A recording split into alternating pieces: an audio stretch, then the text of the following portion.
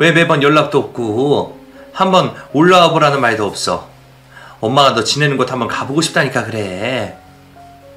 엄마 몇 번이나 말했잖아. 우리 집도 아니고 시어머니 집에 얹혀 사는 입장에 엄마가 여기를 어떻게 왜? 왜 뭐 어때서 그래? 원래 사돈들끼리는 집도 오가고 그러는 거지. 그동안 멀어서 못 찾아뵈었지만 기회 있을 때 가보면 좋지 않니? 네가 워낙 바쁘다니까 엄마가 가겠다는데도 싫어? 엄마 여기 불편해. 집이 좁아서 엄마도 잘 데도 없어. 방이 꼴랑 2개인데 와서 어디서 지내려고. 잠이 아무데나 가서 자면 되지. 거실에 이불 펴고 자도 되고 아니면 너희 시어머니랑 같이 있어도 되잖아. 서로 온전히 사돈 사이인데 뭐가 불편하겠니? 불편하지. 우리 시어머니는 혼자 주무시다 버릇해서 누가 옆에 있으면 못 주무셔. 그리고 엄마 올라와도 김서방이나 나나 일하느라 바빠서 챙겨드리지도 못해. 내가 형편 나아지면 찾아간다고 했잖아. 그냥 좀 기다려주면 안 돼? 아휴 내가 너 기다리다가 목이 빠져 죽겠다 정말. 엄마에게는 괜히 별일 아닌 척하고 싶어서 퉁명스럽게 얘기를 하긴 했지만 사실 누구보다 엄마를 보고 싶었던 게 바로 저였습니다. 시댁에 들어가고 벌써 3년이라는 시간 동안 엄마를 보지 못했으니까요. 괜히 시어머니 눈치가 보여 집에 내려가기 힘들었던 것도 있지만 하루빨리 돈을 모아야 시댁살이를 벗어날 수 있었기에 시골집에 한번 내려갈 여력이 없었어요. 남편은 바빠서 안 되겠다며 저라도 다녀오라 했지만 저도 차마 혼자 내려갈 자신은 없었습니다. 사실 바쁘다는 핑계보다는 제가 엄마를 만날 자신이 없었거든요. 시댁에서 시집살이 당하는 것을 숨기고 있었는데 혹시 엄마 앞에서 어리광이라도 부리면서 얘기라도 하게 될까봐 두려웠고 꼬치꼬치 캐무는 엄마에게 제가 고생하고 힘들게 지내는 뒤를 보이고 싶지 않았습니다. 엄마를 저버리고 서울살이를 택한 주제에 결혼생활이 엉망이라는 걸 알린다는 게 정말 끔찍하게 싫었어요. 그런 사정을 숨기고 싶었던 저는 결국 엄마를 3년째 만나지 못했습니다. 그 세월이 너무 아깝고 속상하지만 그때는 하루빨리 여유가 생겨서 그 집을 벗어나는 것만이 목표였어요. 전세로 원룸이라도 얻을 수 있어야 그 집을 벗어날 수 있다 생각했습니다. 하지만 3년이 적은 세월이 아니었던지 그동안은 늘 저를 묵묵히 믿고 기다려주시던 엄마도 한계에 닿으셨던 모양입니다. 제가 내려올 생각이 없어 보여서 그러셨는지 불편한 사돈댁이라도 괜찮다며 자꾸 서울로 오고 싶어 하셨어요. 하지만 그건 오히려 더 최악이었죠. 그럴 거면 차라리 제가 내려가면 내려갔지 엄마에게 제가 그 집에서 무슨 꼴로 사는지 보여줄 수 없었습니다. 그래서 일부러 시어머니 핑계까지 대며 어쩔 수 없이 엄마를 진정시켜야 했어요. 떨어져 지내는 사돈을 어렵게 생각하시는 엄마였기에 그 정도면 괜찮으실 거라 생각했죠. 하지만 제가 엄마를 간과했던 모양입니다. 평소였으면 괜히 사돈 불편하실까봐 그런 생각은 하시지 않으셨을 뿐이 딸이 너무 보고 싶으신데 저를 보러 직접 집으로 찾아오셨죠. 불편다리로 먼 길 오기 쉽지 않았을 텐데도 엄마는 그 먼 곳에서 서울까지 기차를 타고 저를 만나러 오셨더라고요. 하지만 저한테 미리 얘기를 하면 제가 또 오지 말라고 할까봐 그러셨는지 엄마는 제게 아무 말도 없이 덜컥 서울로 올라오셨습니다. 그리고 저는 엄마가 저를 찾아온지도 모르고 그 시간 동안 시어머니의 심부름을 다녀오고 있었죠. 겨우 하루 쉬는 날이라 저를 부려먹어야 속이 시원한 어머니는 그날도 아침 일찍부터 이불 빨래를 시키더니 점심을 차려 먹자마자 제게 구두방에 다녀오라 하셨습니다. 예, 너 설거지하고 좀 나가봐라. 저기 구두방에 내가 구두를 맡겨놨거든? 나 저녁에 신고 나가야 하니까 얼른 가져와.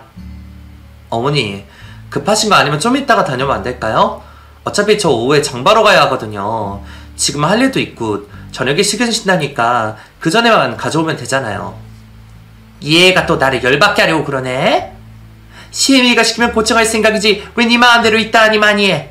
이게 요즘 잔소리를 덜 했더니 아주 빠졌지?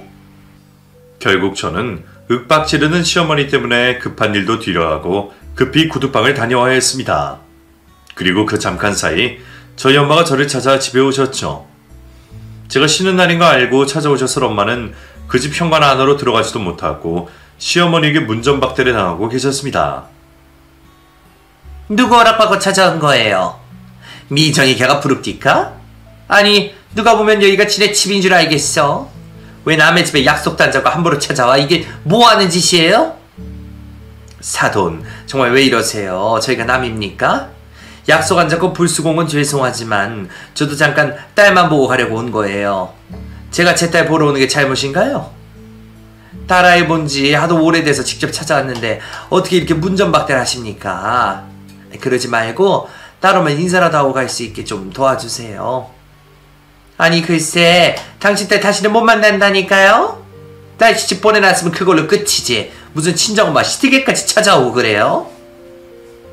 그럼 친정엄마는 딸 시집 보내면 영 끊고 살아야 합니까? 사돈 정말 해도 해도 너무하시네요. 너무하긴 뭘 너무해. 내 집에 내가 들이기 싫다는데 왜 이렇게 말이 많아? 사돈이라고 뭐 다 똑같은 사돈인가? 애들한테 돈 한 푼 해주지도 못하고 도움되지도 않는 사돈이 사돈 소리 들을 자격이나 있나? 하여간 미정이 걔가 사람 짜증나게 하는데 뭐가 있더니 그게 다 지 엄마 닮아서 이러는구만. 모녀가 둘 다 말귀 못 알아듣고 고집만 센 게 둘이 아주 똑 닮았네. 어떻게 그런 막말을 하세요? 애가 시댁 들어가서 어떻게 사는지 하도 말이 없길래 궁금해서 찾아왔더니 딸이 못 오게 했던 이유가 있었네요. 그동안 우리 딸이 시집살이 하며 얼마나 고생을 했을지. 저를 무시하는 걸로 모자라 어렵게 찾아온 저희 엄마까지 무시하며 막말을 일삼는 시모 때문에 결국 제가 엄마에게 숨겼던 비밀이 들통나버리고 말았습니다. 제가 그동안 그런 시모에게 모진 고통을 받았음을 예상한 엄마는 그 자리에서 더 이상 말도 하지 못하시고 눈물만 참고 계셨어요. 막말하던 사돈에게 똑같이 해주지도 못하고 참아야만 하는 엄마가 무슨 심정이실지 몰라도 그런 엄마를 지켜본 저도 마음이 좋지 않았습니다. 엄마에게는 잘 사는 모습 보여주고 싶어서 그동안 참고 숨겼던 건데 나는 그렇게 당했어도 우리 엄마까지 그런 수모를 겪는 것은 도저히 참지 못하겠더라고요. 하나뿐인 엄마가 아픈 다리로 문전박대 당하는 것을 보고 화가 난 저는 들고 있던 시모의 구두를 꺼내어 시모의 뒤통수를 퍽 날려버렸습니다. 날아오는 구두에 뒤통수를 맞은 시모는 그대로 바닥에 주저앉고 말았어요. 이래봬도 제가 중학교 시절까지 운동을 좀 했었어서 미운 사람 뒤통수 맞출 정도의 운동신경은 있었거든요. 거기다 뾰족한 구두로 뒤통수를 맞았으니 아프기는 어지간히 아팠을 듯 했어요. 하지만 죽을 정도 아닐 텐데 바닥에 엎어진 시모는 엄살이라도 피우는 건지 자기 죽는다며 온 동네 떠나가라 소리를 지르고 있었습니다. 엄마, 내가 오지 말라니까 여기까지 왔어. 미정아, 어머니, 아무리 며느리가 밉다 해도 어떻게 우리 엄마한테까지 행패를 부려요? 진짜 미쳤어요? 미친 건 너 아니냐? 미친 것이 하다하다 시모 뒤통수를 때려? 아이고 나 죽네. 사람 죽어. 목청 큰 거 보니 많이 아프진 않으신가 봐요. 나도 늙었나? 별로 안 아프게 때렸나 보다. 뭐? 너 지금 그게 할 소리냐? 이게 시모 죽이려고 작정을 하고서 감히 사람 머리에 구두를 던졌어? 내가 너 이러고도 가만히 둘 줄 알아? 여전히 소리 지르시는 거 보니까 죽지는 않겠네요. 뭐야? 내가 아주 너 가만히 안 둘 거야. 아주 요절을 내버릴 거라고. 할 수 있으면 어디 해보시던가요. 대신 나도 이제 가만히 안 있을 거예요. 나는 뭐 그동안 아무것도 할 줄 몰라 참고 살았던 줄 알아요? 당신 아들이랑 어떻게든 결혼생활 유지해보려고 그런 거지. 나도 매일 정말 당신이 죽어버렸으면 좋겠다고 생각했어. 그나마 얹혀 사는 게 마음에 걸려서 며느리 노릇 잘해보려고 그랬더니 당신은 사사건건 사람을 괴롭혔지. 애초에 내가 이 집에 왜 들어왔는데? 그것도 다 당신 아들 때문이잖아. 당신 아들이 내 전세금만 안 날렸어도 내가 이 고생을 했겠냐고. 그래. 니년이 이제야 본색을 완전히 드러내는구나. 내가 너 그럴 줄 알았지. 네가 이런 년인 줄 진작 알고서 내가 너를 가만히 안 뒀던 거야. 처음부터 누런 싹수가 보이길래 아주 잘근잘근 밟아서 꺾어 놓으려고 그랬더니 이 잡초 같은 년이 결국 나를 잡아먹으려고 그러네. 내가 너 우리 아들 옆에 계속 둘 줄 알아? 나도 당신 아들 이제 필요 없어. 당신 같은 여자 뱃속에서 나온 남자랑 나도 이제 더 못 살겠어. 오히려 순순히 이혼이나 해주면 내가 더 고맙지. 근데 이혼하기 전에 까먹은 내 돈이나 갚아내야 할 거야. 아니면 내가 당신 아들 고소해버릴 테니까.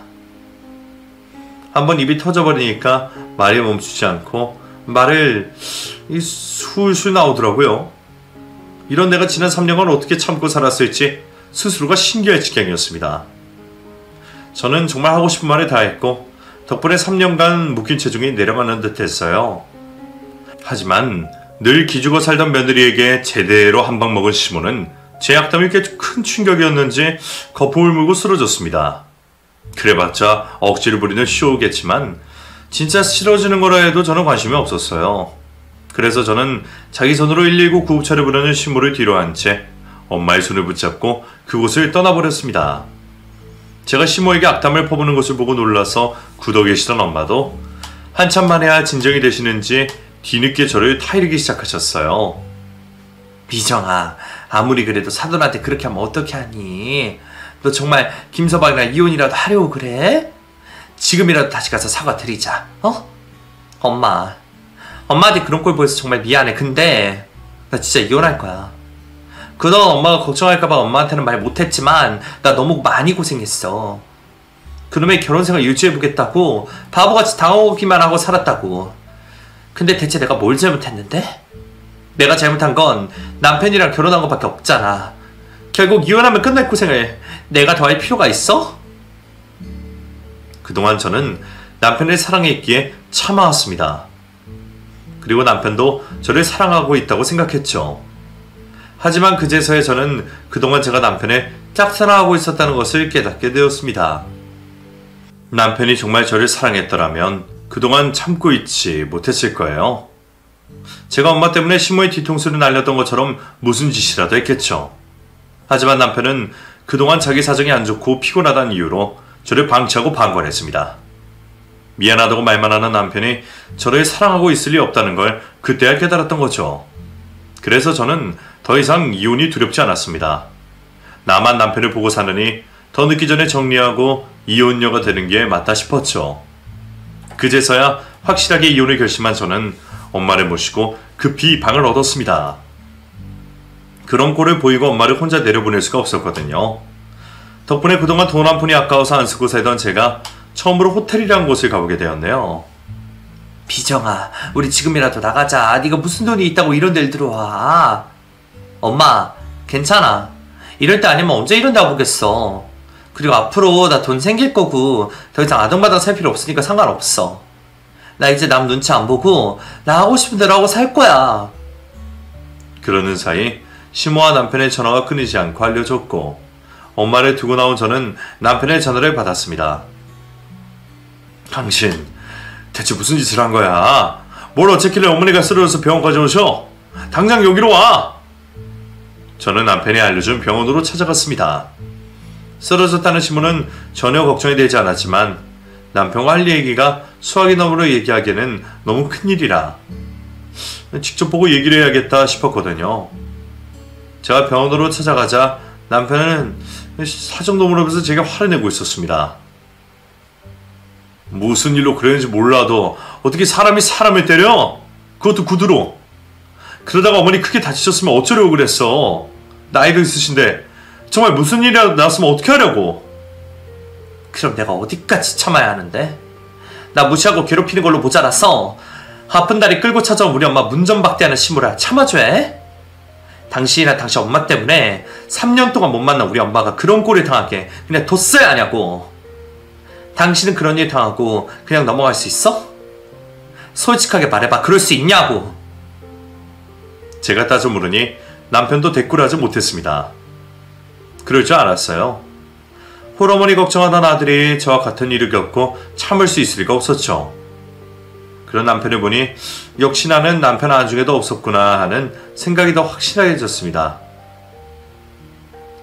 그랬어도 좀 참지 그랬어. 차라리 나한테 말을 하지. 당신 그동안 내 말 들어주지도 않았잖아. 당신 엄마가 사람을 말려 죽인다고 하는데도 대꾸도 안 했지. 근데 이제 와서 그런 소리를 해?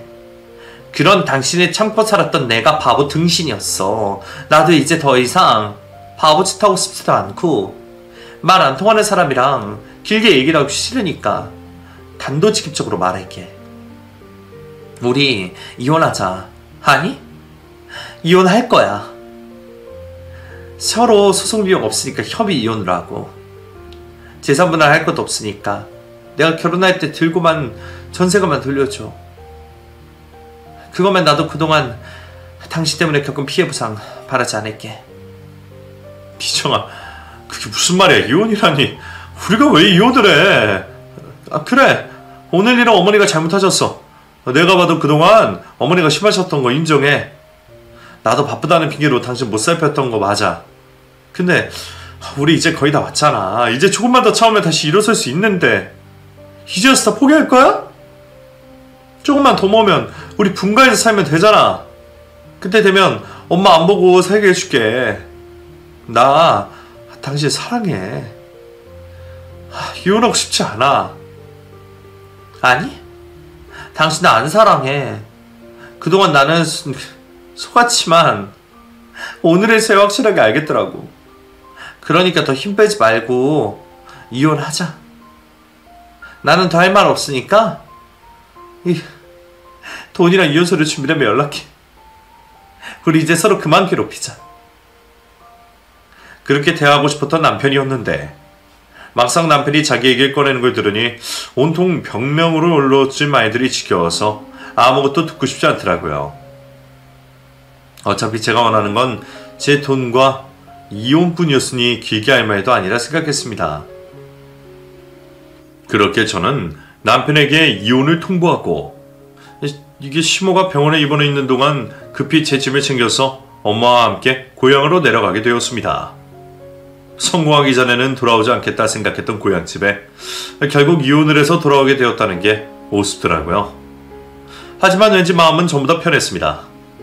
엄마에게는 절대 알리고 싶지 않아 아등바등하고 어떻게든 팔자 한번 펴보겠다고 힘들게 견디기나 했던 제가 이제서야 스스로 자유를 찾게 되었네요. 저는 그렇게 결혼생활 4년 만에 남편과 이혼을 하게 되었습니다. 지난 3년간 시댁살이 하면서 보았던 모든 돈은 서로 반반으로 나누었고, 남편이 날려먹었던 저의 전세금은 여력 없는 남편 대신 시모가 갚아주었어요. 아무래도 아들에게 고소를 해버리겠다는 말이 무서웠던 건지 저를 보고 못했다며 이를 갈면서도 돈을 순순히 내어주더라고요.